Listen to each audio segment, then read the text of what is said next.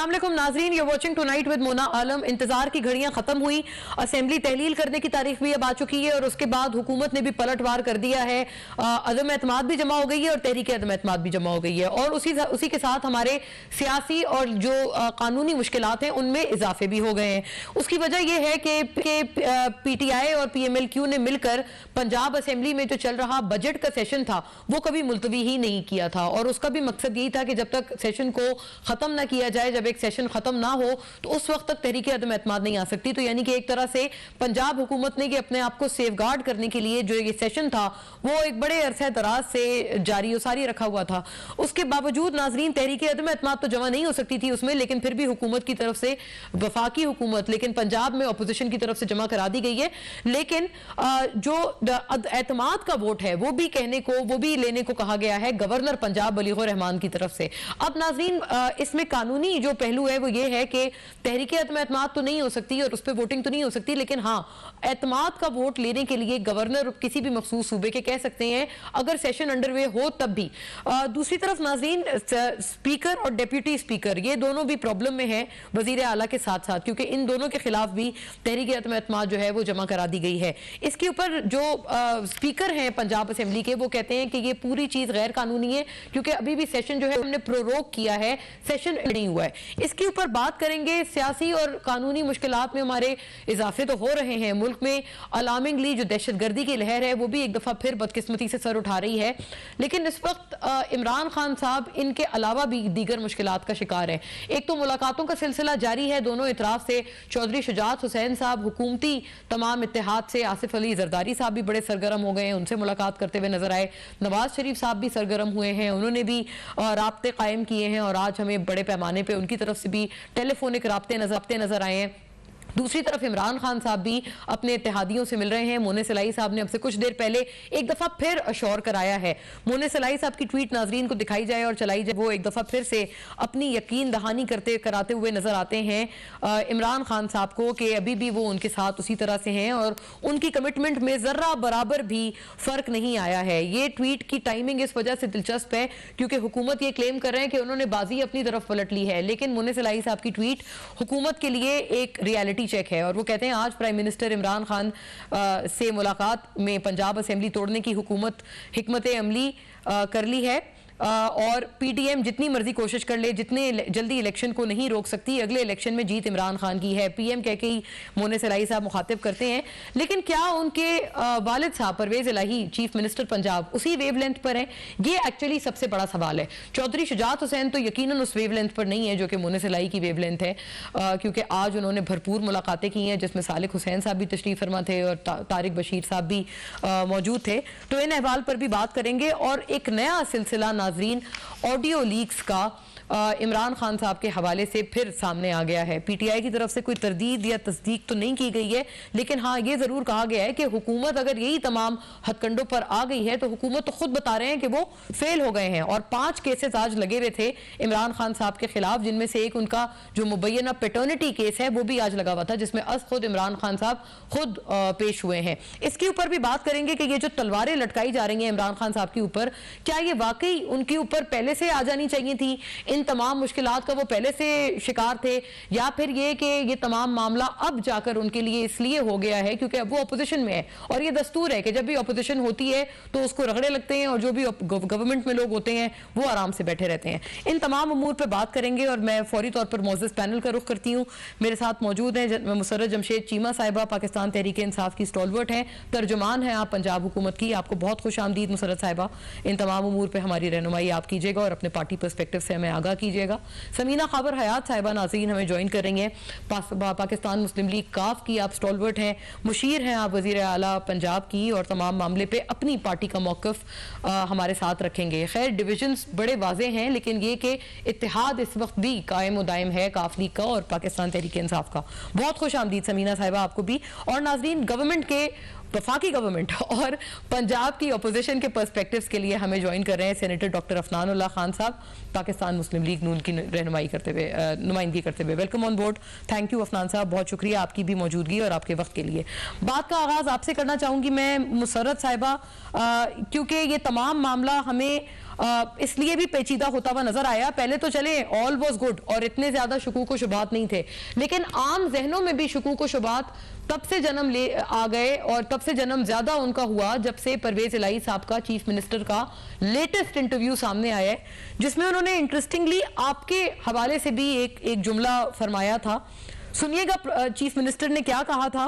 और दूसरा ये कि ये जो पोल्स अपार्ट जनरल बाजवा के हवाले से नैरेटिव्स हैं, ये इस वक्त आपके लिए दर्द सर या बिल्कुल हलक की हड्डी तो नहीं बन जाएंगे। ये सुनिएगा परवेज इलाही साहब का जुमला।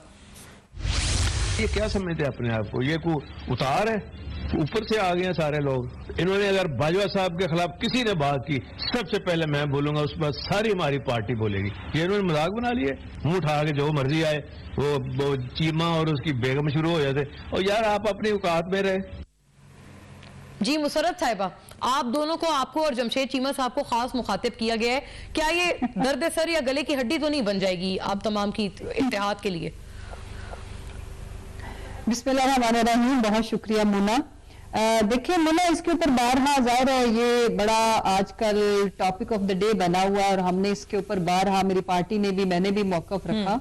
देखिए हम चौधरी साहब की, मैं अपनी जाती हैसियत में ना उनको अपना बड़ा और बुजुर्ग समझती हूँ और मैं उनकी बहुत इज्जत करती हूँ। और चूंकि मेरी पार्टी की तरफ से वो हमारे सीएम भी हैं, इसलिए मेरी भारी जिम्मेदारी आयद हो जाती है कि मैं उनकी इज्जत करूं। उसके साथ मैं, चूंकि मेरे पास एक अहम मुद्दा है पंजाब का, ये देखें उन्होंने अगर कह दिया तो हमने इसके ऊपर मैं अगर जाती हैसियत में कहूँ, हाँ मेरी पार्टी में कुछ इस चीज को, चूंकि एक और मिनिस्टर के साथ भी हुआ तो हल्का सा लोगों ने फील किया, बट मैं ये कहती हूँ कि कोई बात नहीं, वो हमारे बुजुर्ग हैं, घर के बड़े भी आपको कह लेते हैं। लेकिन इसमें जो इम्पोर्टेंट चीज है वो ये कि ये कोई इस तरह की चीज नहीं है कि जिसके ऊपर हमारे रास्ते जुदा हो जाएं या उन्होंने कह दिया तो अब बस हम लोग आपस में अलग हो गए, हरगिज नहीं।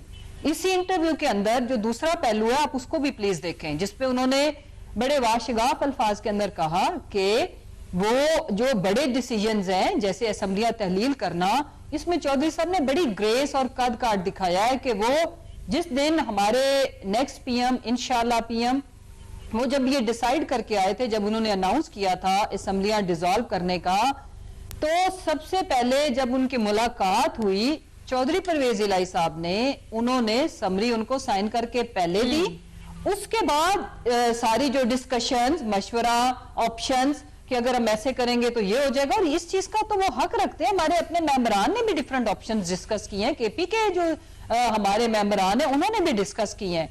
तो पहले राय का पहाड़ ये बनाया जाता रहा कि जी वो किसी सूरत डिसॉल्व नहीं करेंगे, तो वो जब चेयरमैन साहब ने अनाउंस किया तो उनके राइट और लेफ्ट पे दोनों सीएम्स बैठे हुए थे। बाकी जहां तक बात है कि देखें हम दो अलग जमाते हैं, हमारा नजरिया अलग है। अगर उन्होंने पीटीआई के नजरिए पे आना होता तो हमारी पार्टी में जम हो जाते या ज्वाइन करते। उन्होंने अपनी पार्टी की, मुस्लिम लीग क्यों की, एक हैसियत, आजाद हैसियत रखी हुई है। वो हमारे साथ कोalition गवर्नमेंट में हम लोग हैं, दोनों जमातें। इजाफा फरमाइएगा, खान साहब ने ज्यादती तो नहीं की परवेज इलाही साहब के साथ, क्योंकि उन्होंने उनको वो खासा उन्होंने गिला किया है अपने इसी इंटरव्यू में कि मुझे साथ बिठाकर आप जनरल बाजवा के हवाले से शुरू हो गए, और ये बहुत ज्यादती का वर्ड उन्होंने यूज किया कि ज्यादती की गई है खान साहब की तरफ से। ये ज्यादती क्यों की गई है खान साहब की तरफ से, अगर आपके इतने पक्के इत्तेहादी और इतने पक्के साथी आपके मुश्किल हालात में वो बने हुए हैं? मुन्ना मैं कंप्लीट कर लूं। देखें उसके बाद इनका अपना नजरिया है, उनकी लाइक्स और डिसलाइक्स अपनी हैं, हमारी अपनी अच्छा। है। प्रिंसिपली जो चीजें तय हैं वो ये है कि गवर्नमेंट में हम इकट्ठे हैं, हमने उनको सीएम चुना हुआ है, हमारी पार्टी की तरफ से वो सीएम हैं, और आगे जब असेंबलियां तहलील करने का मामला आया तो उन्होंने इमीडिएटली खान साहब को उनका जो बिल्कुल, ये मैंडेट तमाम बात आपने पहले फरमाई है। हाँ, लेकिन ज्यादती के बारे में फरमा दें, ज्यादती नहीं की खान साहब ने उनसे।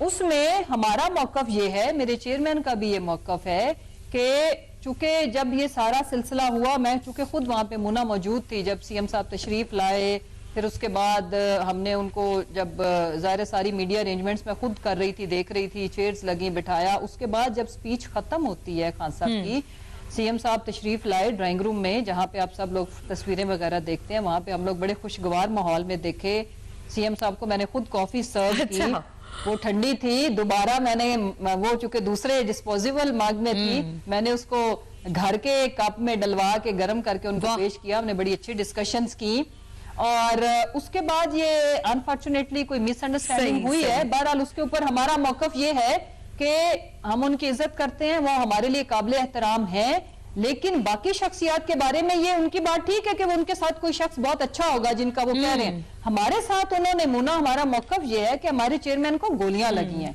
अल्लाह ने उनको दूसरी जिंदगी दी है। हमारे आजम सवाती साहब जो नाकर्दा गुनाहों की सजा भुगत रहे हैं, एक ट्वीट उस शख्सियत के खिलाफ करने पे वो ये डिजर्व नहीं करते थे।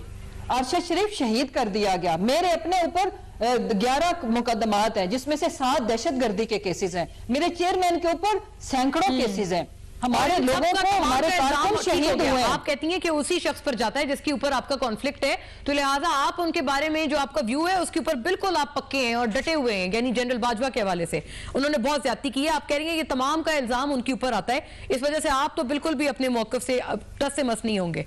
ये सही हो गई बात। मैं समीना साहिबा की तरफ अगर इस मामले को लेके जाऊं, समीना साहिबा खूब खातिर तवाज़ो हुई और कॉफी भी पी, गरम भी करवाई, तो फिर क्या इख्तिलाफ हो गया जिसके ऊपर ज्यादती जैसा लफ्ज इस्तेमाल किया परवेज इलाही साहब ने खान साहब के हवाले से, और उन्होंने कहा कि मोहसिन कश ना बने, ये भी उन्होंने कहा।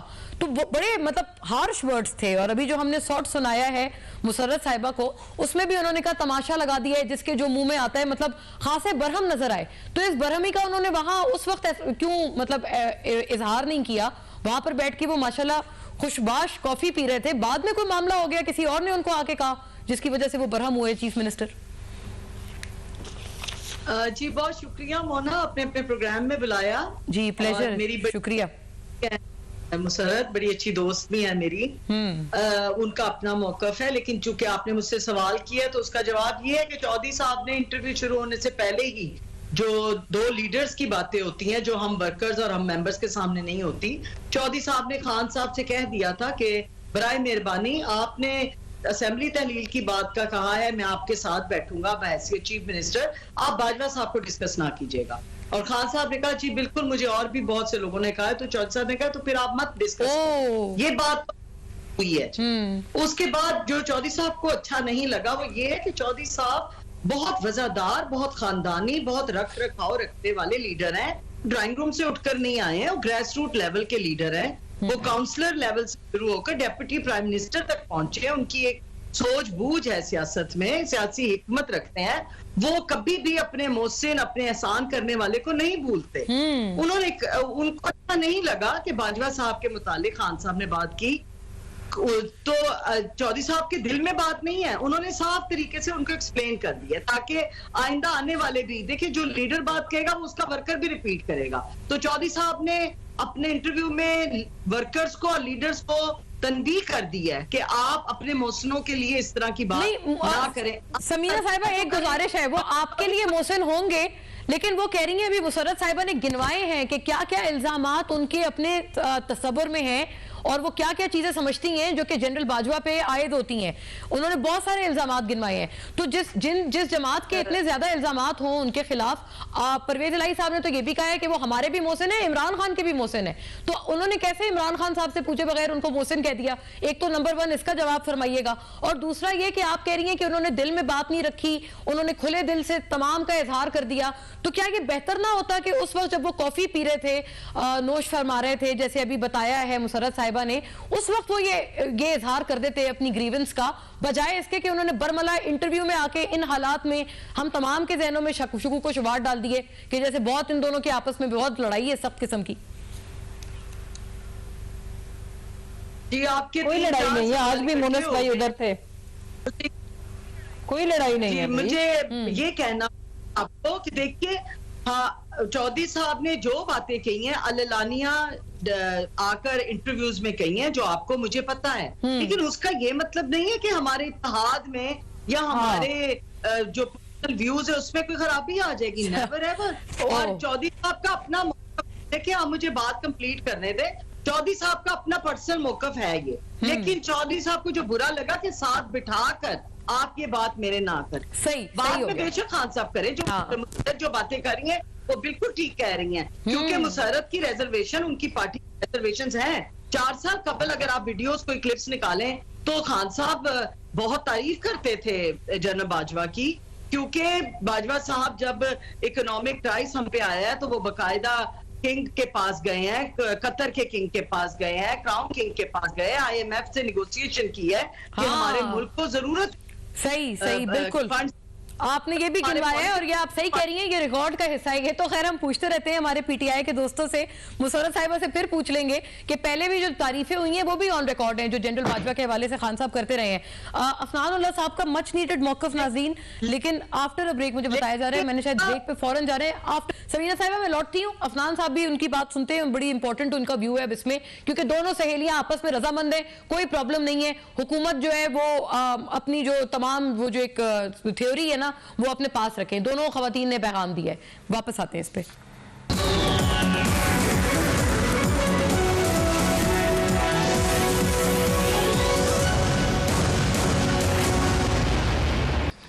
वेलकम बैक नाज़रीन। सेनेटर साहब, दूल्हा दुल्हन राजी और क्या करेगा काजी, ये वो वाली मिसाल है। वो दोनों खुश हैं, आप उनके इत्तेहाद में बिला वजह खलल डाल रहे हैं सर। और दूसरा, आपकी कमिटमेंट थी, ये आपने रास्ता दिखाया था पीटीआई को कि अपनी असेंबलियां तहलील करें, हम इलेक्शन करवा देंगे। सुनाइएगा राना सनाउल्लाह साहब ने क्या कहा था। हमसे मुतालबा कर रहा है कि इलेक्शन के लिए आप गवर्नमेंट जो है वो डिजॉल्व करें। वो भी तुम्हारी भी तो गवर्नमेंट है ना दो, उनके डिजॉल्व हुए बगैर तो इलेक्शन नहीं हो सकते।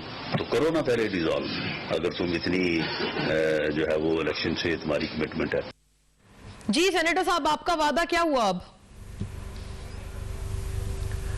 जी बिस्मिल्लाह रहमान रहीम। देखें जो है वो बात ये है कि ना पंजाब असेंबली ना खैबर पख्तूनख्वा असेंबली अभी तक डिजॉल्व हुई है। ये सिर्फ ज़बानी जमा खर्च है जो अभी तक चल रहा है। बात यह है कि हम ये समझते हैं कि ये जो इनकी आपस की इन फाइटिंग है, जो बहुत क्लियरली परवेज इलाही साहब के इंटरव्यू से भी क्लियरली सामने आई जनरल बाजवा के मामले के ऊपर, और जो कुछ इमरान खान ने उसके बाद कहा उससे भी वाज़ेह हो गई। उसके बाद कोई शक नहीं रह जाता कि इनकी सफ़ों में जो है वो बहुत बड़ी बड़ी दरारें पड़ चुकी हैं। तो अब ज़ाहिर है उसके अंदर जो गवर्नर का ये राइट है कि वो आइन के आर्टिकल 130 के तहत जो है वो समन कर सकता है पंजाब असेंबली का सेशन, और वो ये कह सकता है चीफ मिनिस्टर को कि आप वोट ऑफ कॉन्फिडेंस लें। और मैंने भी आइन की किताब जो है उसे चेक भी किया है, उसमें कहीं पे ये नहीं लिखा हुआ कि अगर सेशन ऑलरेडी हो रहा हो या सेशन हो रहा हो तो वो नहीं कर सकता। पूरा मैंने देखा है। आइन के जो पार्ट 4 है उसमें 2 आर्टिकल है, आर्टिकल 130 और आर्टिकल 136। इन दोनों में कहीं इस तरह की कोई बात नहीं लिखी हुई कि जी सेशन चल रहा हो तो जो है वो वोट ऑफ कॉन्फिडेंस या वोट ऑफ नो कॉन्फिडेंस नहीं हो सकता। नो कॉन्फिडेंस तो नहीं हो सकता, तहरीक अदम एतमाद तो कहते हैं नहीं हो सकती। अफनान साहब, हमने तो यही सुना है। अलबत्ता कहते हैं कि एतमाद के वोट के लिए कहा जा सकता है। नहीं, आर्टिकल 136 है वो भी मैंने देख लिया है। उसके अंदर जो है वो वोट ऑफ नो कॉन्फिडेंस जो है अगेंस्ट द चीफ मिनिस्टर का सब्जेक्ट है, और उसमें ये लिखा हुआ है कि उसके 3 और मजीद छिके हैं। उसके अंदर लिखा हुआ है कि एक रेजोल्यूशन जमा कराई जाएगी जो वोट ऑफ नो कॉन्फिडेंस की होगी और अपना सीएम के खिलाफ, और 3 से 7 दिन के बीच में उसके ऊपर वोट हो जाना चाहिए। अच्छा। और अगर majority of the total membership होनी चाहिए चीफ मिनिस्टर के पास। इसके अलावा कोई बात नहीं लिखी हुई कि कोई इजलास चल रहा हो, नहीं चल रहा हो, या कोई और आप चेक कर लें। ये तो फिर आप पहले इनको बता देते, इन्होंने तो ताहयात बजट सेशन आज तक जारी रखा है इसी चक्कर में। नहीं, मैं इसलिए कह रहा हूँ कि देखिए जी पहले मैं आती हूँ आपकी तरफ साहिबा, मेरी गुजारिश सुन लें। देखिए पहले आर्टिकल 63A के ऊपर जो तमाशा इस मुल्क में लगाया गया, जैसे जो है वो वोट ये कहीं आइन में नहीं लिखा हुआ कि वोट डलेंगे और काउंट नहीं होंगे। प्रेसिडेंस मौजूद थी कि इस तरह हुआ कि फ्लोर क्रॉस हुआ, वोट काउंट हुआ और उसको डी-सीट किया। वो बंदा ने जाके दोबारा सेनेट का इलेक्शन लगा, वो सेनेटर बन गया, वो हमारे साथ सेनेट में है इस वक्त। तो ये प्रेसिडेंस के बावजूद सुप्रीम कोर्ट का जो फैसला आया वो इंतहाई अफसोसनाक था। इसलिए मैंने अवाम की आसानी के लिए ये बात पढ़ दी है कि आप आर्टिकल 130 है कॉन्स्टिट्यूशन ऑफ पाकिस्तान में की किताब में, और आर्टिकल 136 है, उसको आप जाके देख ले, उसमें कहीं ऐसी कोई बात नहीं लिखी हुई। अच्छा, ये सेशन चल रहा होगा तो होगा, नहीं होगा तो कोई ऐसी बात नहीं। मैं समझ गई। आपने कहा कि ये सुप्रीम कोर्ट ने भी गलत किया। अलबत्ता ये सुप्रीम कोर्ट ने जब इनके नो कॉन्फिडेंस मोशन और स्पीकर के असेंबली डिसॉल्व करने के मूव को जब उन्होंने कलअदम करार दिया था, आप याद करें जब ये आप नो कॉन्फिडेंस लेके आए थे, उन्होंने वोटिंग कैंसिल करा दी थी, तो उस वक्त आप बहुत खुश होते थे, सुप्रीम कोर्ट ने जमहूरियत की जीत करवा दी। अभी आपके खिलाफ आया फैसला, आप उसके ऊपर तनकीद फरमा रहे हैं। लेकिन ये बताइएगा 5 केसेस आपने लगाए हुए इमरान खान के खिलाफ, वो लोग कहते हैं आप उनका सियासी अखाड़े में मुकाबला नहीं कर पाए, तो आपने 5 नाअहली के केसेस और ऑडियो लीक्स का जो एक सिलसिला है वो आपने अलग शुरू किया हुआ है उनको मलाइन करने के लिए। देखिए, पहली बात तो ये है कि मैं सुप्रीम कोर्ट से ये एक्सपेक्ट नहीं करता कि वो PMLN के हक में फैसला देंगे या PTI के हक में फैसला देंगे। मैं उन्हें एक्सपेक्ट करता हूँ कि वो जो है वो आईने पाकिस्तान के मुताबिक फैसला देंगे। अगर वो आईने पाकिस्तान के से बाहर फैसला देंगे तो हम उस फैसले के ऊपर ज़ाहिर है अवाम को उस दिन आईने पाकिस्तान के सही मैं मुखालिफ। ओके, आप ऑरेंजेस नहीं, आप एक सेकंड, आप ऑरेंजेस एंड एप्पल को कर रही हैं। आइन के अंदर नहीं लिखा हुआ 63 के, आप जाके पढ़ लें, उसमें कहीं नहीं लिखा हुआ कि वोट होगा और वोट काउंट नहीं होगा, कहीं लिखा हुआ ही नहीं है। उसको आप जाके वोट ऑफ नो कॉन्फिडेंस वाले 11 अप्रैल वाले मामले के साथ मिला रही है, इसका कोई आपस में कोई है ही नहीं। उसके अंदर वोट ऑफ नो कॉन्फिडेंस की प्रेसिडेंस के मुताबिक फैसला दिया गया। इधर जो है जो प्रेसिडेंसी उसके मुताबिक फैसला दिया गया, मैं ये बात कर रहा हूं। आप कह रहे हैं कि वो आपके हिसाब से ठीक नहीं है। मैं तो आईने पाकिस्तान की किताब के मुताबिक बता रहा हूँ। अच्छा, जब आपने बात की, देखें ये जो ऑडियो लीक है इसका हुकूमत से कोई ताल्लुक नहीं है। ये जो भी इमरान खान साहब के अपने जो इनके माजी के काम थे और जो इनकी डीलिंग थी, डीलिंग बल्कि एस्टेब्लिशमेंट के साथ या जिसके साथ भी, तो वो उसका हो सकता है, हमारा इससे कोई ताल्लुक नहीं। आपका कोई ताल्लुक नहीं? जहां तक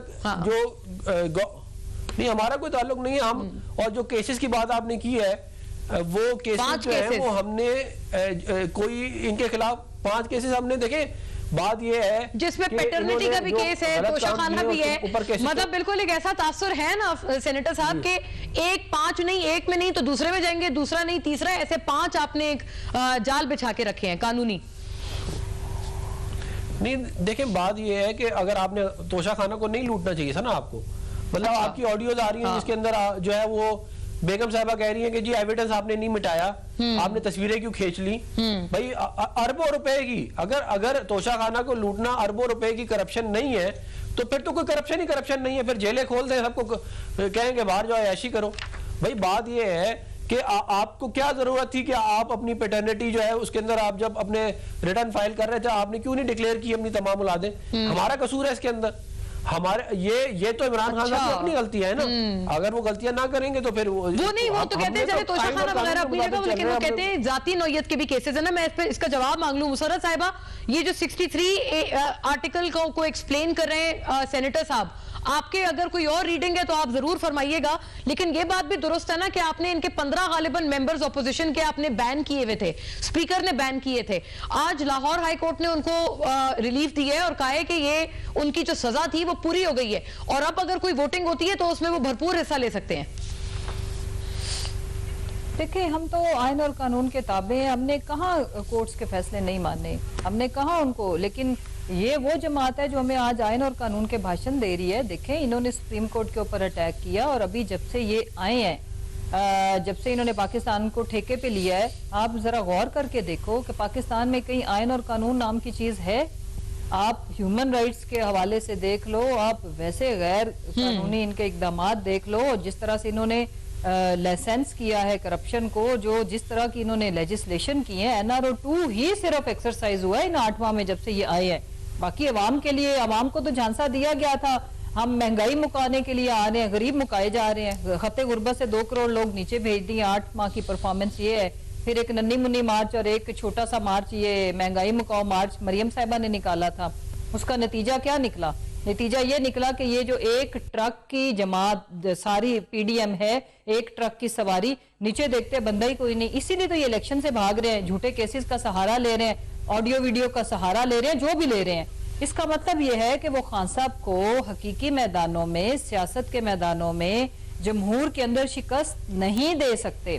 पहले उनको जाहिर है जो मंसूबा घड़ा गया उनकी असैसिनेशन का, अल्लाह ने उसमें कामयाबी नहीं दी, तो अब ये केसेस का सहारा ले रहे। तो मैं आपकी इतला के लिए अर्ज करती चलूं कि तोशाखाना के ऊपर अगर कोई नाअहल होगा उनका नाम है जरदारी। अच्छा, अगर कोई नाअहल होगा उनका नाम है नवाज शरीफ। मैं भी एक्सप्लेन करती हूँ।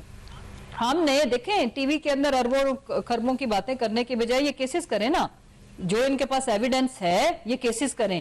निकली तो घड़ी है ना आज के दिन तक, और फिर ये कि जी गैर इखलाकी होता है, तोहफा बेचते नहीं है। किस हदीस और किस किताब और किस आयन में लिखा हुआ है कि तोहफा आप नहीं बेच सकते? एक बात। दूसरी बात ये, और तोहफा नहीं था, उन्होंने तो वो खरीद के चीज ली ना, उनकी अपनी मलकियत थी, उन्होंने फ्री में नहीं लिया। नहीं, लेकिन उसको अंडर वैल्यू कराया गया मुसर्रत साहिबा, अरबों की चीज लेना। मैं कंप्लीट कर लूं। ये तो है ना, इसमें आप ऐड कर लें अपने जवाब में, साथ ही फरमा दें। आंसर कर, अंडर वैल्यूएशन हुई इसका देखो, इसीलिए तो हम कोर्ट में चले गए ना, उसके अंदर हम सारा रिकॉर्ड एविडेंस सब कुछ रखेंगे ना। ये टीवी शो पे तो मैं साबित नहीं कर सकती ना ये साबित कर सकते, कोर्ट में हम गए हुए, उसका डिसीजन आने देना। दूसरी जो अहम बात है, देखो गाड़ियां ली थी जरदारी ने, गाड़ी तोशाखाना से लेना आज भी जुर्म है, गैर कानूनी है, गैर आईनी है। गाड़ी नहीं ले सकते हैं। हाँ ठीक है, ये मैं पूछती हूं। और गाड़ी ली थी नवाज शरीफ ने, आज के दिन तक ये अरफा वाला इलेक्शन कमीशन है ना, उन्होंने फैसला नहीं किया, आज के दिन तक ये नैब के अंदर केस है। मैं ये कहना चाहती हूँ कि गैर आईनी गैर कानूनी काम दर्जनों इन्होंने किए। इंशाल्लाह उस चक्कर में नवाज शरीफ साहब तो ऑलरेडी डिस्क्वालीफाई हो चुके हुए, चले डबल हो जाएंगे, सरदारी को भी होना पड़ेगा, भी रिवर्स होने वाली है मुसर्रत साहिबा। ये तो इमरान खान साहब खुद कह चुके हैं कि ये होने वाला है, बावजूद इसके वो चले, वो ये कहते हैं कि ये मेरे खिलाफ हो रहा है, लेकिन वो ये प्रेडिक्शन दे चुके हैं।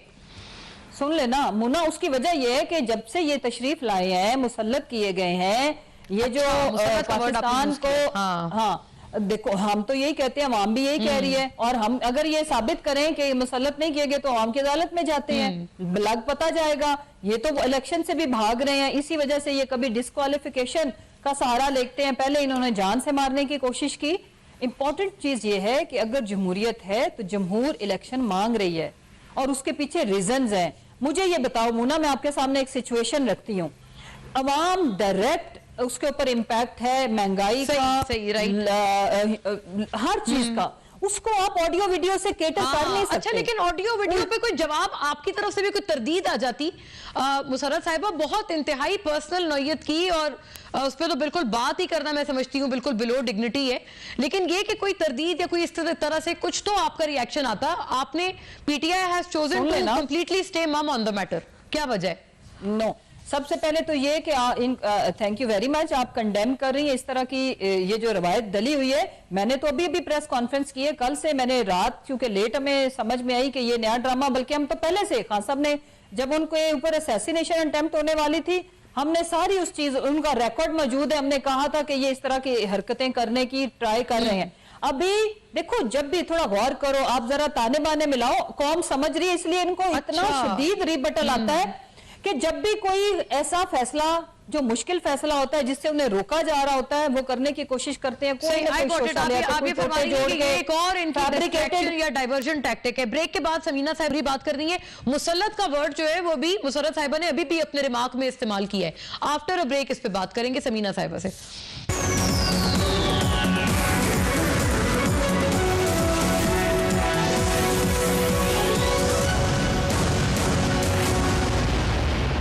वेलकम बैक नाजरीन। समीना साहिबा, आज आपको तंबी वजीर दाखिला राना सनाउल्लाह साहब ने भी कराई है चीफ मिनिस्टर पंजाब को कि उनको हर सूरत एतमाद का वोट लेना पड़ेगा, वरना वो सरकम जो आगे होने वाला है उसके लिए तैयार हो जाएं। तो ये सुनिएगा आज क्या कहा है राना सना साहब ने। स्पीकर साहब का जो स्टांस है ये गलत है, रूल्स और आइन के खिलाफ है। गवर्नर जो है वो इजलास बुला सकता है, और अगर कल 4 बजे चीफ मिनिस्टर ने इत्मीनान का वोट ना लिया तो he will cease to be in the office of chief minister, वो चीफ मिनिस्टर नहीं रहेंगे। जी समीना साहिबा, वो चीफ मिनिस्टर नहीं रहेंगे। इसके आगे उन्होंने ये भी कहा है कि वो चीफ मिनिस्टर सेक्रेटेरिएट को फिर ताले लग जाएंगे। तो फिर आप ये वार्निंग के लिए तैयार हैं? आप बुला रहे हैं कल इजलास? ये लुब्बे लुबाब पूरी बात का यही है एक सवाल। मैंने आपको इसी पर बहुत आईनी और रूल्स के अकॉर्डिंग कुछ बातें करनी है। प्लीज आप मुझे टाइम दीजिए मोना, जैसे आपने बाकी मेंबर्स को दिया है। जी जी बताएं प्लीज। जी, सबसे पहले तो मेरे हाथ में किताब है जिसका नाम है rules of the procedure of the Punjab assembly, जो मेरे भाई ने अभी 230 आर्टिकल का जिक्र किया है। उसमें उनको मैं ये बताती चलूं 130 रूल ऑफ प्रोसीजर जो असेंबली का होता है, उसके 97 रूल ऑफ द प्रोसीजर में साफ लिखा हुआ है कि अगर स्पीकर प्रोवोक नहीं करता और मुलतवी करता है इजलास, तो गवर्नर साहब मजाज नहीं रखते किसी किस्म का भी फैसला देने का, या किसी किस्म का ये जो हुक्मनामा जारी किया है वो नहीं है, क्योंकि गजटेड बनता है, एजेंडे में लाया जाता है।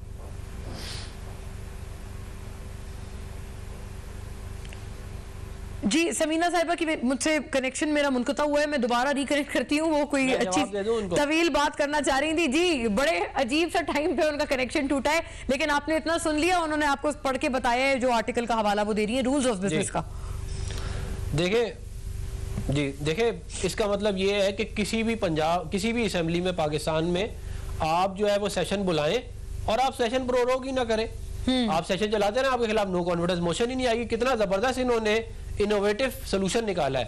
बात यह है कि आईने पाकिस्तान तमाम चीजों के ऊपर सुपरसीड करता है, तमाम चीजों को, तमाम रूल्स, तमाम कवानीन उससे निकल के जाते हैं। अगर उस किताब के अंदर कहीं नहीं लिखा हुई वाली बात तो आप अपनी तरफ से जो ठीक है, हाँ, आईने पाकिस्तान रूल्स ऑफ बिजनेस को सुपरसीड करता है, तमाम किताबों को करता है। समीना साहिबा इसका जवाब फरमा दे इसी कंटिन्यूटी में, और इतना भी और इजाफी तौर पे फरमा दे कि हम बात किसकी सुने। मतलब चौधरी शुजात हुसैन तो पहले ही अपने जो पलड़े के वोट्स थे वो नून लीग के हक में डाल चुके थे। पहला जो इससे पहले इलेक्शन हुआ था जिसको सुप्रीम कोर्ट ने फिर ओवरटर्न किया था, तो चौधरी शुजात हुसैन ज्यादा आपकी पार्टी की पॉलिसी को लेकर चलेंगे, बताएंगे क्या करना है, या परवेज इलाही बताएंगे या मोने साहब बताएंगे? ये भी तो एक बड़ा पर्टिनेंट सवाल है ना आपकी जमात के हवाले से। मोना, आपको मेरी आवाज आ रही है? जी जी अब आ रही है, प्लीज। आपका कनेक्शन टूटा था, बिल्कुल अब आपकी आवाज आ रही है। जी, एक्चुअली जो असेंबली का रूल्स ऑफ प्रोसीजर होता है हम उसको बिल्कुल लॉ के अंदर शामिल करते हैं। ये एक लॉ है जिसके मुताबिक हमारे सारे प्रिविलेजेस बनते हैं। मेरे भाई उस चीज को नहीं मान रहे, मीठा मीठा हफ हफ कड़वा कड़वा थू थू।